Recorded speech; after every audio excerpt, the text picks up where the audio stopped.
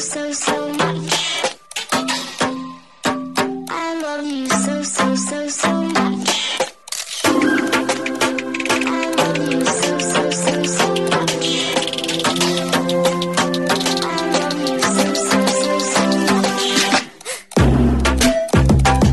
Hello, all you positive heads out there. Thanks for tuning your beautiful brainwaves into another episode of the Positive Head Podcast, where we are firmly convinced that creating success and happiness is rooted in understanding the ultimate nature of reality and the fact that as human beings, we are all immensely powerful fractals of the one and only source consciousness, which creates and animates all things. Now, of course, understanding this powerful truth is one thing. Applying this incredibly empowering wisdom to everyday life, well, that's another, which is exactly why we provide you with a fresh serving of soul food for thought 5 days a week to help constantly remind you of what matters most. You are it. And I'm your host, Brandon Beecham. I'm the reflection and extension of you who will be here each Wednesday interviewing a different consciousness changemaker. And on the other 4 weekdays, leading the way to ensure that your perspective is consistently expanded, your vibration is constantly elevated, and your heart is overflowing and full. Also, this episode of the Positive Head Podcast is being brought to you thanks to the support of Gaia. If you're not familiar, Gaia is the go-to source for streaming consciousness content online, and you can sign up for your first month for only 99 cents at gaia.com/positivehead. That's spelled GAIA.com/positivehead. Check it out. All right, all you positive heads, welcome back to another episode of the Positive Head Podcast. My name is Erica Middlemiss, and I will be your host today while Brandon is away in Costa Rica at the Envision Festival, hopefully having an amazing time. We know he is. We'll all send him our love. Today, I am flying solo, but I will not be for the rest of the week. I will have some beautiful goddess energy with me later on this week, so I look forward to that. So today, while I'm by myself, I thought I would talk about one of the things that's an area of expertise for me, which is healing. As a naturopathic physician for the last 15 years, I have a good amount of experience with helping people heal, and I thought we would talk a little bit about what that means and how to maybe do it. That'd be great, right? It's kind of tough to do. It's not an easy process, but once we have the right tools in place, then we can at least get started on that journey. But before I get into it, I'd like to read a review. As all of you know, Brandon loves to get reviews. They really help us out here at the podcast, helping new listeners find us. And we greatly appreciate them. And this review is by Amanda B314. She says, I've been pondering what to say in my review for quite some time now. I don't know why. I just can't find the words to say just how much this podcast actually means to me. I've been a lost hot mess of a person for a while now. This podcast came to me from an ex-boyfriend. I finally met the love of my life, and my insecurities and unhappiness with myself ruined things. But I do believe him showing me this podcast was actually what I needed. I feel the universe brought him into my life as a wake-up call to kickstart my path of truly loving myself. So I thank him because I don't know what I would do with my mornings now without Brandon and his amazing guests. I wake up excited to listen to the next one, and I've loved picking random numbers to see what the higher power has in store for me. So thank you, Brandon. I love you so much. Thank you, Amanda. We love you so much. And I really loved your point there of being grateful to him. It sounds like this was a difficult relationship for you, and you came out of it being grateful for it and knowing that he kickstarted your path. What a beautiful, beautiful job he did and helped you on this path. So yes, many thanks to him. And Amanda, I absolutely love the synchronicity here of him putting you on your healing path of truly loving yourself, because really that is how we heal. And that's what I'm going to be talking about today. So thank you, Amanda, for your review. We appreciate you. So before I actually get into this topic of healing, I wanted to talk a little bit about my background as a naturopathic physician and explain what that is, because there are different concepts of what a naturopathic doctor is. And depending on what state you live in, you might have a different concept. So I live in Arizona, which is a state where we actually license naturopathic physicians. And in order to be a naturopath here in this state, you've had to attend a 4-year accredited naturopathic medical school. So that's the case in all licensed states. But there's not very many licensed states. And I don't want to get into too much about why. That has a lot to do with politics and lobbying and big farm and all of that good stuff, which let's keep it positive, right?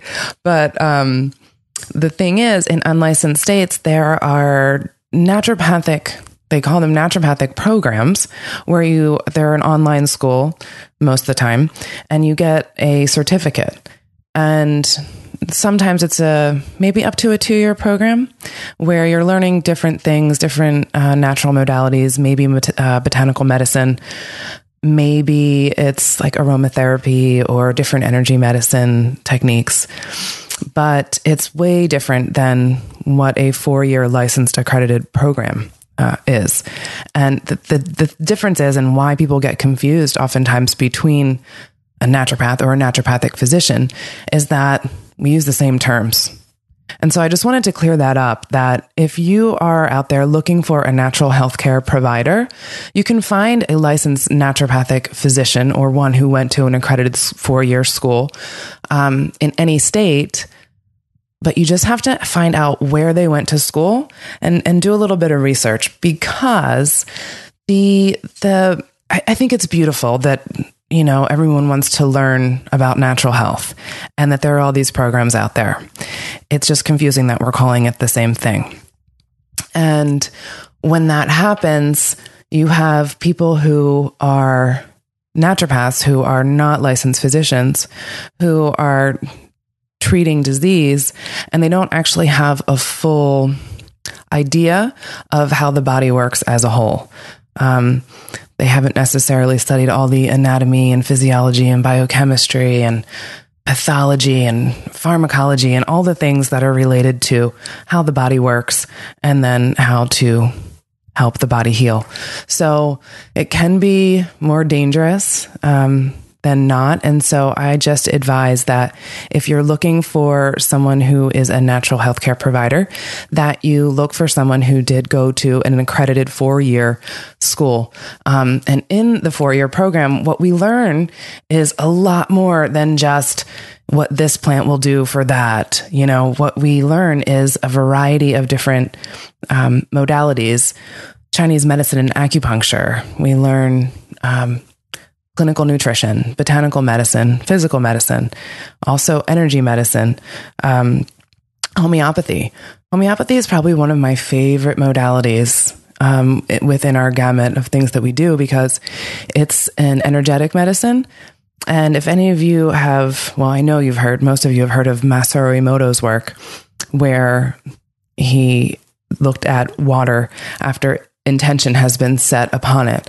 So you can see the different structures in the water, whether it was anger or joy or gratitude or love or peace. All of those happy emotions look like beautiful crystals. And all of the negative emotions are really disheveled and icky looking. They're not making a pretty picture. So homeopathy, the way that works is that it actually retains the energetic signature of the original substance.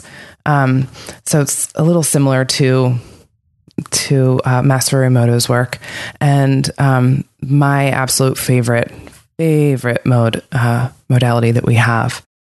So let's talk about healing and what it actually is, because, healing doesn't always mean that we're healed of an illness or of a disease. Sometimes healing just means acceptance, because not all illnesses or diseases are meant to be healed. Sometimes we actually pre-incarnatively chose these things.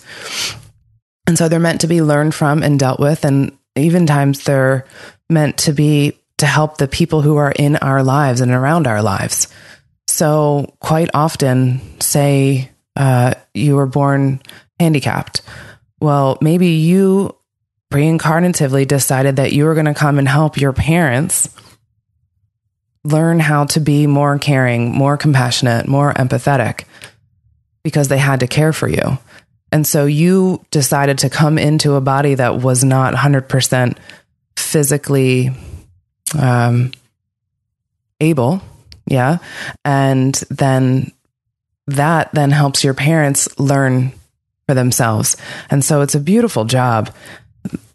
I've actually heard Dolores Cannon, my favorite teacher, she says that handicapped bodies are actually the hardest to get because people want to come in and release a lot of karma. And it's one really great way to do it by helping yourself and by helping others in this life. So healing always, always, always is a personal journey. And not only is it a personal journey, but it's a personal responsibility. Nobody can heal you but you. The greatest healer is the one that's within you. And we oftentimes look to healers or somebody to kind of fix it for us, give us a magic pill. That's been my experience as a physician for all these years is, yeah, I'm a naturopath and people come in and they're like, hey doc, fix me. And just fix me naturally, So it's no different than any other doctor. You go in and you want a pill to fix it. They just want a natural pill, but it still doesn't work that way. It still takes a lot of personal responsibility. And the one thing that we have to remember is that the human body, speaking of Dolores Cannon, this is something that she always said, and I love this. The human body is a miraculous machine created to heal itself as long as we don't interfere. And how do we interfere? We interfere with our minds, with our conscious minds, always getting in the way. Kind of because we forget that we are a mind, a body, and a spirit, and that we have this higher self who's always with us all the time, looking out for us, watching over us, loving us, helping us to go about our daily and giving us advice, but we don't always listen. And what we get caught up in is our monkey mind, our conscious mind, our 3D mind. And so that's how we can interfere with our body. And that's one of the ways we interfere with our body. Other ways are not taking care of it in a nice balanced way.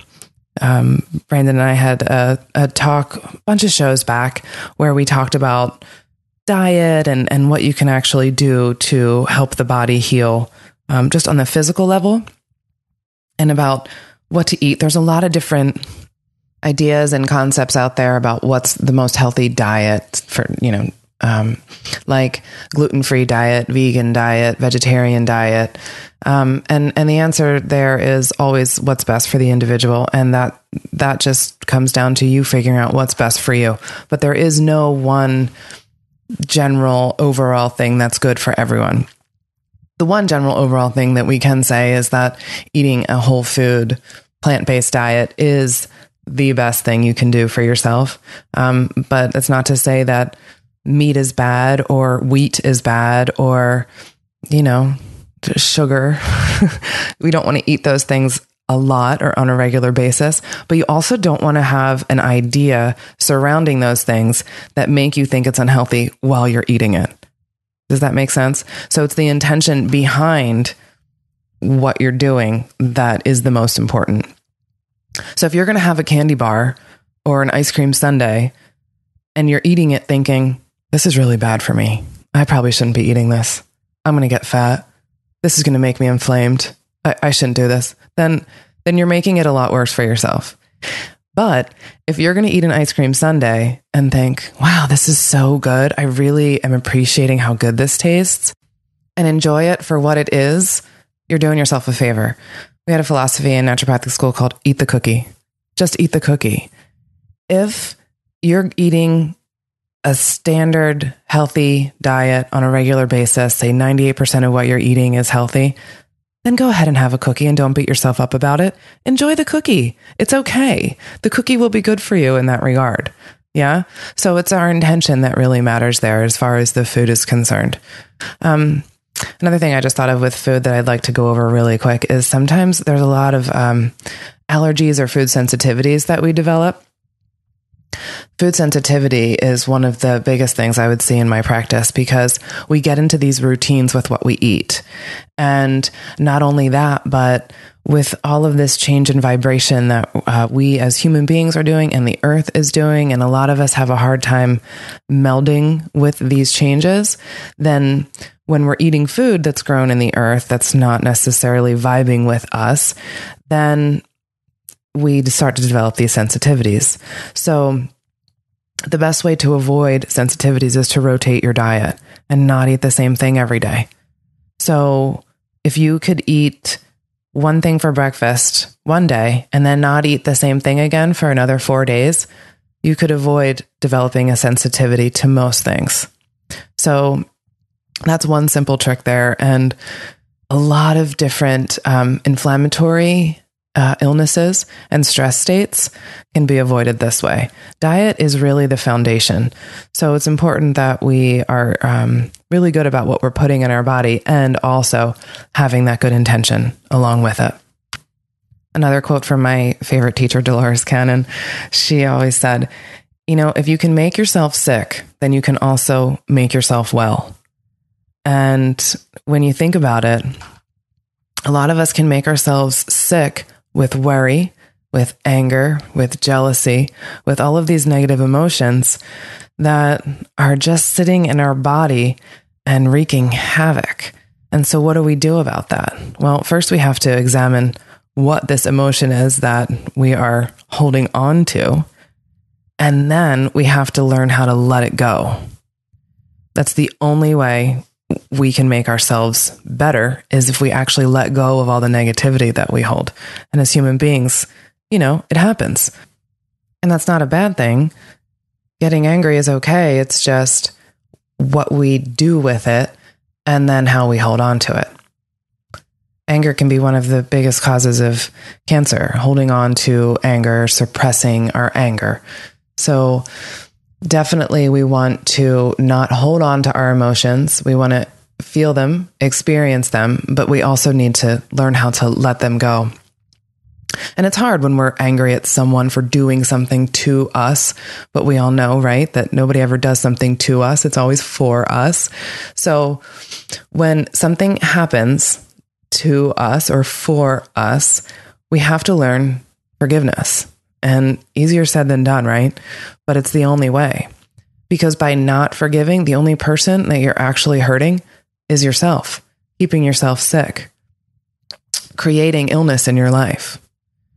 So we want to forgive the situation, forgive that person, be able to let go and move on. It's one of the biggest steps in healing. So our body gives us signs and symptoms to let us know when something isn't quite right. So every ache and every pain is a message. And once you find out the reason for that message, it can go away. But we have to spend some time examining it and understanding why in order for us to figure out so that it can go away. All these emotions that we hold will just keep us sick. We need to let go of all of our baggage. We don't want to perpetuate any karma. And so we need to forgive. Again, it sounds simple, but it's actually pretty hard. But, if we just keep reminding ourselves to forgive, the more you remind yourself, the easier it gets. And you work on it day by day. This is a journey. It's not something that always happens instantly. It can happen instantly, not to say it can't, but most of the time it's a journey and it's step by step, just baby steps, little by little. So I'm going to play a clip for you all. This is Caroline Myss. She's one of my favorite teachers as well. And this video is just a quick clip from her series back. I think this was a long time ago. It might even been early 90s when she did this, but it is called Why People Don't Heal.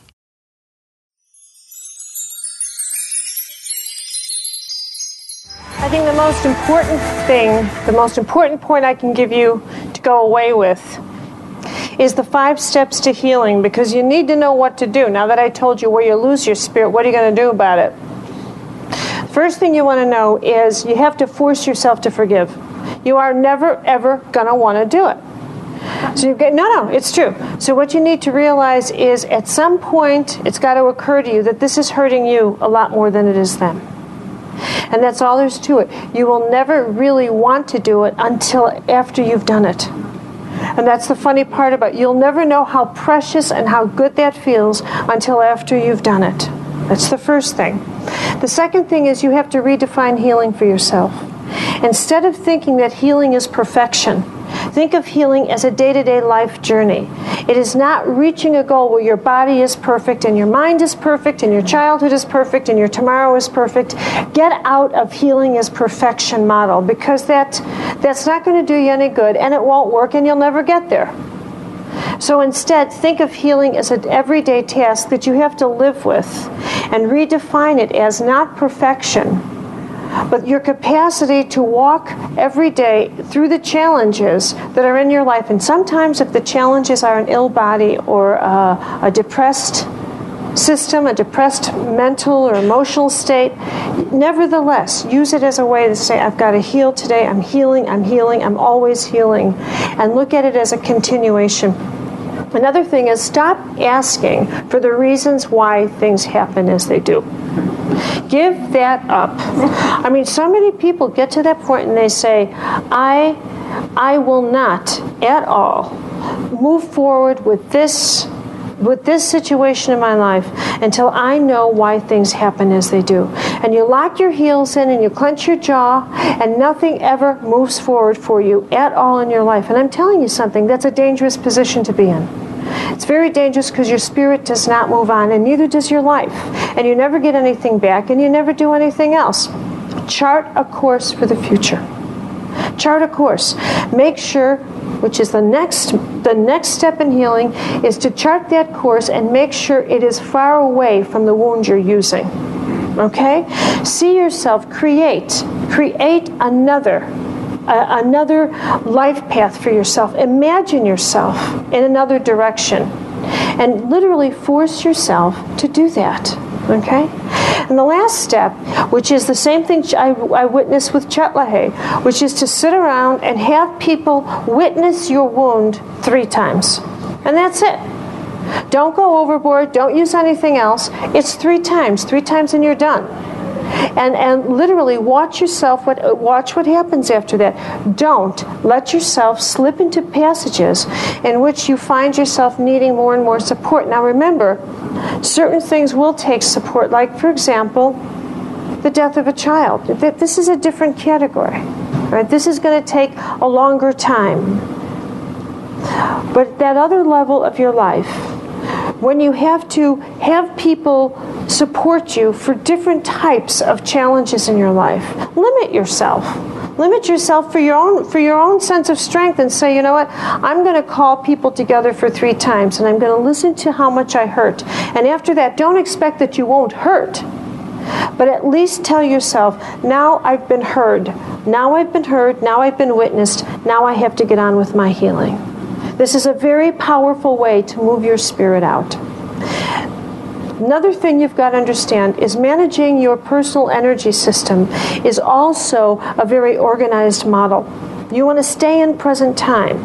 You want to watch where your energy is. Learn to chart your energy of your body, not just what you want to do with your life. Learn to pay attention to when you're losing your energy to a wound or to yesterday. You can feel it. You can feel it in your biological system. You can feel it when you find yourself getting depressed and you say to yourself, why am I depressed? Look to your history. Because you might find it goes that way. Look to a relationship. Look to some form that's causing you to lose your power because it reminds you of yesterday. Listen to yourself. Listen to the vocabulary you use when you're speaking with other people.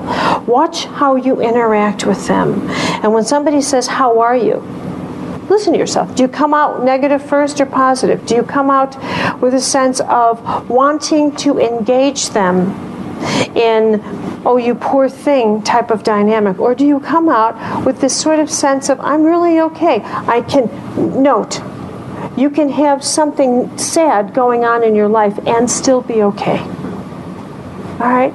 You can have something traumatic going on in your life and still be okay. We have more than one reality system available to us, and we have to start thinking about that. And here's the last part. Celebrate your life.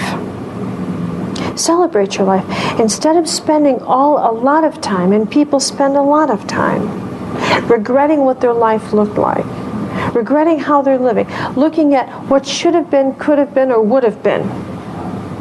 Begin to take a look at your life from the perspective that this is exactly the way it should have been. I am living the most wonderful life, and if it's not wonderful today, it might be tomorrow. In fact, it will be tomorrow, because all things move in a cycle. And above all, never ever think that anybody on this planet has authority over your future, because that's not in anybody's hands but yours. And the biggest thing in our hands is, what quality do we want our future? What quality do I want our lives? And I know, and I deeply believe, and I leave you with this thought, that one of the greatest ways to ensure a quality tomorrow is by leaving a sad yesterday far behind. I absolutely love Caroline Myss and the way she puts things. She's just very matter of fact and just tells it like it is. I enjoy that. But she outlined those 5 steps to healing. 1, forgiveness, like we were just talking about. And then 2, redefine healing. It is a journey. There's no perfection here. And if we can stop asking for, like, why did this happen to me, and figure out what did I learn from this instead, then we're off to a really, really great start. When we can chart a course for healing that's away from the wounds, away from the old stories, again, great step. And then to have people witness your wounds 3 times and then leave it alone. You've said it, you've been heard, and now you can move on. We have to let go. We have to let go. We have to move on. We have to learn. That's what we came here to do. We came here to learn. We came here to experience emotions and limitations. Again, Dolores Cannon quote. But that's what we're here to do. All of the ickiness of being human. It's not easy being here, but we just have to learn from it. So we watch our energy systems and we learn how to manage our energy system. And remember, we are always okay. You're always okay. And another thing is, which Caroline didn't talk about, but I'm going to interject here.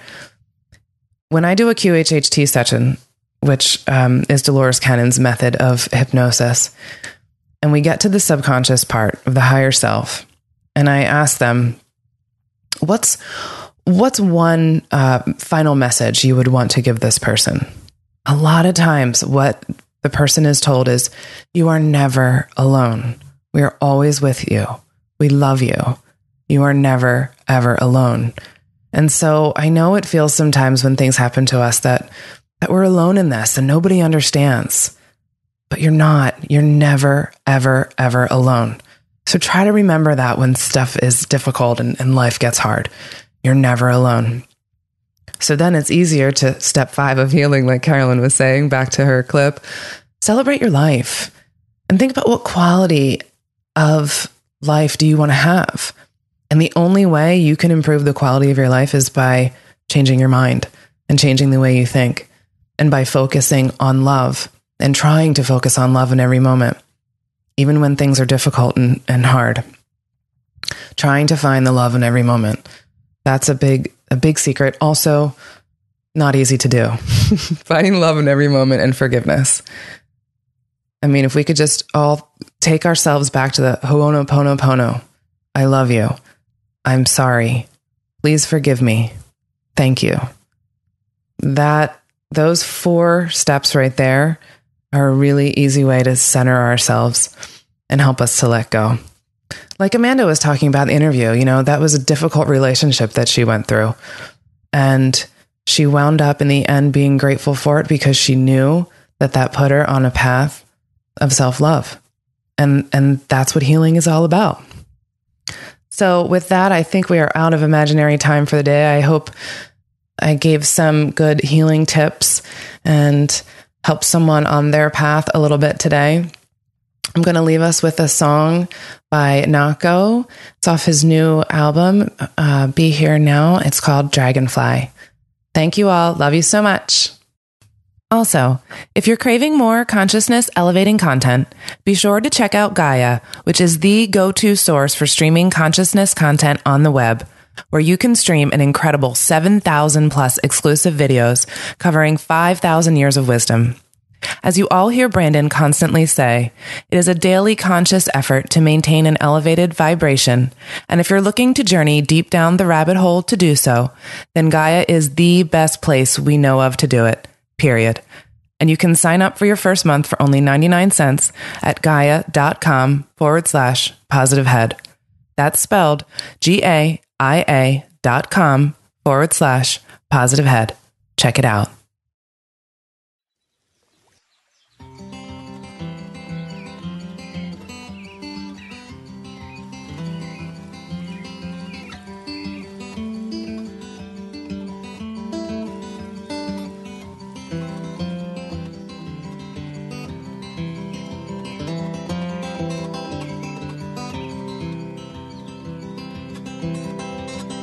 You should put that cigarette out. You should have faith in my mouth. Like my mother, like your son, like my temperamental lungs. Each piece fits into the next. Like I'm not black and I'm not white. Both reveal me in my sight. You've got twinkles in your eyes. You say vegetarians save lives, but there's your wings despite my back. There's your baby's bassinet. Will there be one more of me? Close my eyes and try to hide from my form of dragonfly.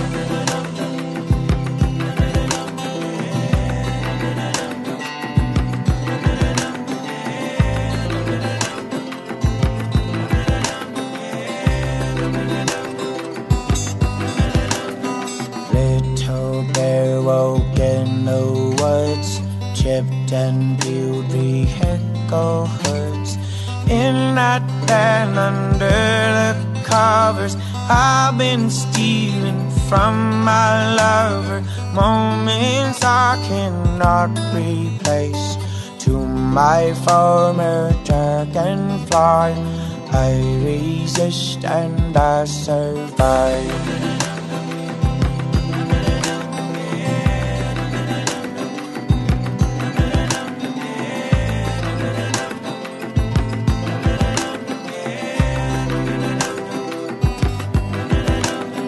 What a state I've brought this to.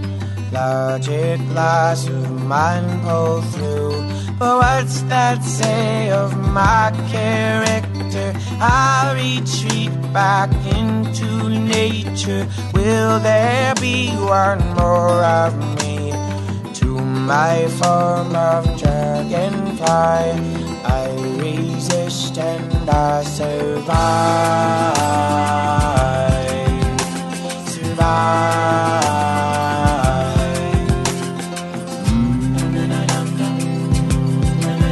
I survive.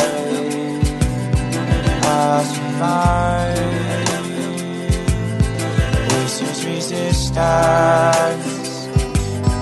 I survive. I survive. I survive. Resistance. I survive. I survive. I survive. This is resistance. I survive. I survive. I survive. This is resistance. I survive. I survive. I survive. This is resistance. I survive. I far.